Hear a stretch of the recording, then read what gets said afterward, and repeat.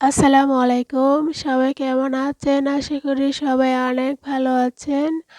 আলহামদুলিল্লাহ আমিও ভালো আছি। আল্লাহর অশেষ রহমতে আপনাদের দোয়ায় এই দূর প্রবাসে আ এ যে যেখান থেকে আমার আজকের ভিডিওটি দেখছেন আশা করি সবাই অনেক ভালো সুস্থ আছেন।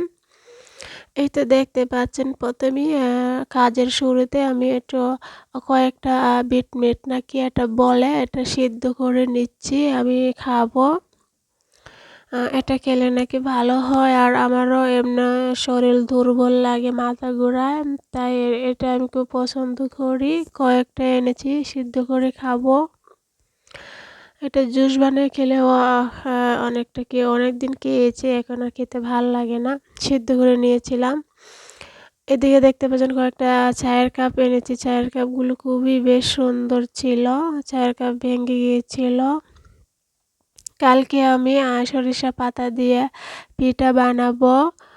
খেতে অনেকটাই মজা তাই পরিষ্কার করে নিচ্ছি আরকি। আমার হাতের মোবাইলটা অনেকদিন পরে পরে এটা নষ্ট হয়ে যায়, ডিস্ক চলে যায়। সবাই আমাকে কমেন্ট করে বলবেন আমি একটা মোবাইল কিনবো ইউটিউবের জন্য। কি মোবাইল কিনলে ভালো হবে আমাকে জানাবেন।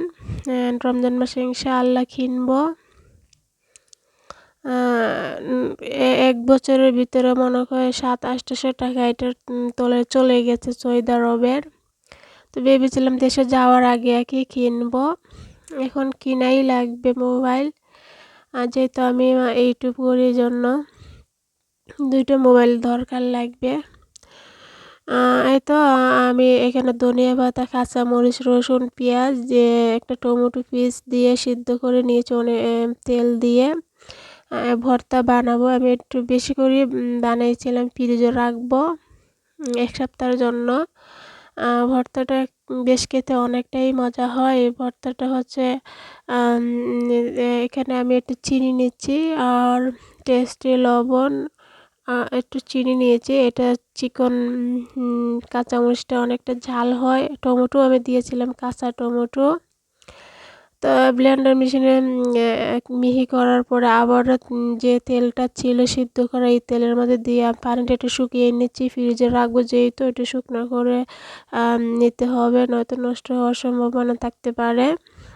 দেখুন একটু শুকিয়ে নিচ্ছি।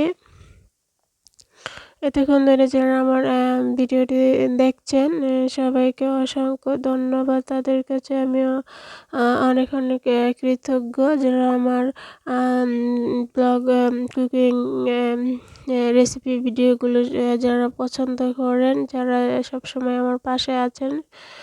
সবাইকে সবার জন্য রইল মন থেকে অন্তর থেকে অনেক দোয়া ও ভালোবাসা।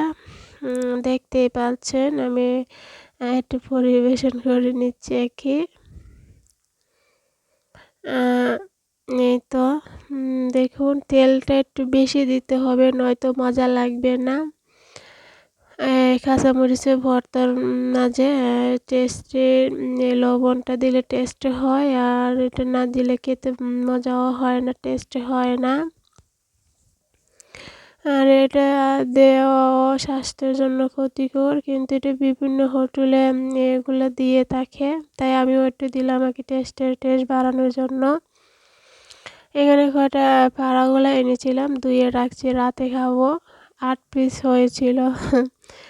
রাতে একজন মানুষ আসছিল শ্রীলঙ্কা তো আমরা ৩ জনে বসেই আমি খাবার খাচ্ছি আরকি।